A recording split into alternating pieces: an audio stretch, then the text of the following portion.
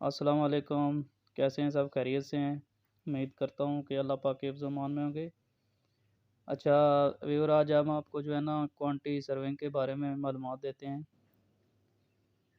ये देखें quantity serving.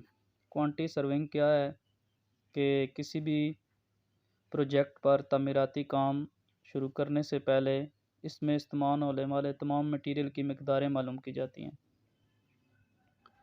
और इस मंसूबे पर आने वाली कुल लागत भी मालूम की जाती है। इस तरह किसी प्रोजेक्ट में इस्तेमाल होने वाले मटीरियल की मकदारें मालूम करने और लागत मालूम करने के फ़न को क्वांटिटी सर्वे कहा जाता है। इसे आम तौर पर एस्टिमेटिंग कहा जाता है।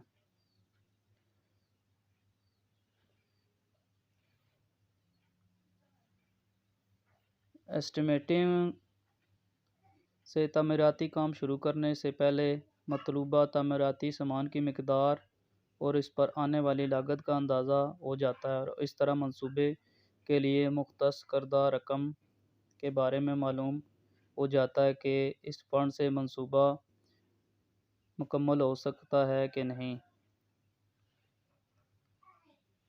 अगर ये फ़ंड कम हो तो डिज़ाइन में कोई तब्दीली करके या मेयार की मकदार जो है ना स्पेसिफिकेशन में तब्दीली करके इसकी लागत की रकम जो है ना महदूद की जा सकती है।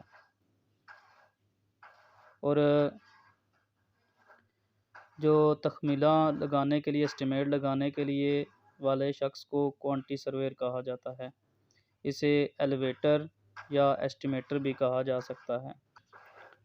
आगे आ जाता है जी, एस्टिमेट के लिए कौन सा डाटा हमें चाहिए। सबसे पहले हमारे पास ड्राइंग होनी चाहिए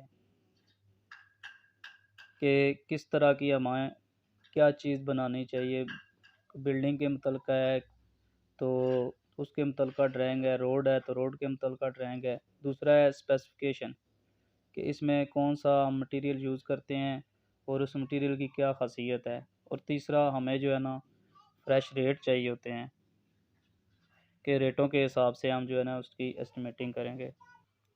इससे आगे हम आ जाते हैं कि एस्टिमेट की कौन कौन सी टाइप हैं। पहली है रफ़ कॉस्ट एस्टिमेट या अप्रॉक्सीमेट एस्टिमेट। दूसरी है detail estimate, item rate estimate. तीसरी है रिवाइज एस्टिमेट। चौथी है सप्लीमेंट्री एस्टिमेट। पाँचवीं है सप्लीमेंट्री एंड रिवाइज एस्टिमेट। और छठी है annual repair estimate.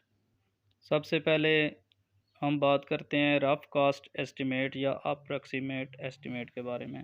Rough cast estimate है हमारा कि किसी भी प्रोजेक्ट की तमीरात कर शुरू करने से पहले इसके फ़ायदेमंद होने के मतलब इस पर आने वाली लागत के मतलब अंदाज़ा लगाया जाता है। प्रोजेक्ट के मतलब गौर ओज करने के लिए इस की लागत का एक रफ़ अंदाज़ा लगाया जाता है जिसे रफ़ कास्ट एस्टिमेट कहा जाता है। अब आते हैं हम डिटेल एस्टिमेट की तरफ। डिटेल एस्टिमेट हमारा है कि तखमीने की इस किस्म में मंसूबे के हर आइटम की मकदार मालूम करके इसके यूनिट ऑफ रेट से ज़रब दी जाती है। मतलब है कि हर एक आइटम का रेट अलग अलग निकाल कर उससे जो है ना ज़रब दी जाती है। ये जो है ना मंसूबे की तामीरात के लिए टेंडर तलब करने के लिए भी इस्तेमाल किया जाता है। आगे हम आते हैं रिवाइज एस्टिमेट की तरफ। रिवाइज एस्टिमेट ये है कि ये इस वक्त तैयार किया जाता है जब पहले से तैयारशुदा डिटेल एस्टिमेट की लागत में 5% ज़्यादा इजाफा हो जाए। ये कीमतों के उतार चढ़ाव की वजह से भी हो सकता है या डिज़ाइन की तब्दीली की वजह से भी हो सकता है। इसे रिवाइज एस्टिमेट कहा जाता है। आगे हम आते हैं जी सप्लीमेंट्री एस्टिमेट। अगर किसी मंसूबे की तामीरात का काम शुरू हो जाए और इस दौरान डिज़ाइन में कोई तब्दीली महसूस करने की ज़रूरत हो तो इसमें आने वाली लागत को पहले से मंजूर शुदा मकदार से पूरा ना किया जा सकता हो तो इजाफी तखमीना तैयार किया जाता है जिसे सप्लीमेंट्री एस्टिमेट कहा जाता है। आगे हम बात करते हैं जी सप्लीमेंट्री एंड रिवाइज एस्टिमेट। ये किसी भी मंसूबे के काम के दौरान अगर 5% से ज़्यादा जो है लागत में इजाफ़ा हो जाए तो इसके दौरान मजाज अफसर को अथॉरिटी है कि वो इसके दौरान रेटों की वजह से या डिज़ाइन की वजह से उतार चढ़ाव की वजह से ना 5% इजाफे की वजह से इसमें दोबारा नए सिरे से एस्टिमेट तैयार करेगा। इसे कहेंगे रिवाइज एंड सप्लीमेंट्री एस्टिमेट। आगे हम बात करते हैं जी एनुअल रिपेयर एस्टिमेट। इमारत या कोई दीगर तमीरात को काबिल इस्तेमाल हालत में रखने के लिए ना हर साल इसकी मरम्मत की जाती है। ऐसी मरम्मत के लिए तैयार करदा एस्टिमेट को जो है ना एनुअल रिपेयर एस्टिमेट कहा जाता है। इसके बाद हमारी आ जाती है जी रफ कास्ट एस्टिमेट की आगे डिटेल। अगर फॉर एग्जांपल ये चेक करें बिल्डिंग के लिए आता है ना तो ये पर यूनिट बेसिक आ जाएगा, और पर student for school and hostel, पर बेड फॉर हॉस्पिटल। इसके बाद हम आ जाते हैं जी प्लिंथ एरिया बेसिक। इसमें जो है ना आमतौर पर यही रफ कास्ट एस्टिमेट के लिए ना यही तरीका इस्तेमाल किया जाता है कि इसमें इस तरीके के मुताबिक इमारत की तमीर वाला कुल रकबा मालूम किया जाता है और इसको जो है ना प्लिंथ एरिया कहा जाता है। आगे हम आ जाते हैं जी क्यूब रेट एस्टिमेट।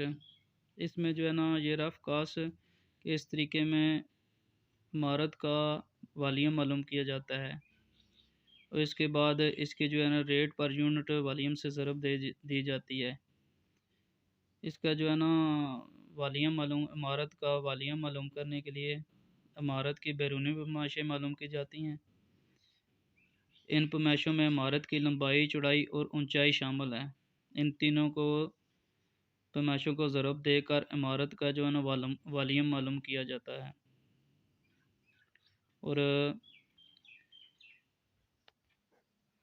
और इसमें इमारत की ऊंचाई फर्श के लेवल से छत के ऊपर वाली सतह तक ली जाती है। इसमें पैरापेट शामिल नहीं किया जाता। उम्मीद करता हूँ कि इस जगह तक आप सब लोगों को समझ आ गई होगी। तो इंशाल्लाह अगली वीडियो में हम इसका जो है ना रफ कास्ट एस्टिमेट की प्रैक्टिस करेंगे। हमारे साथ रहिए, चैनल को लाइक करें, सब्सक्राइब करें और बेल आइकन को प्रेस कर दें।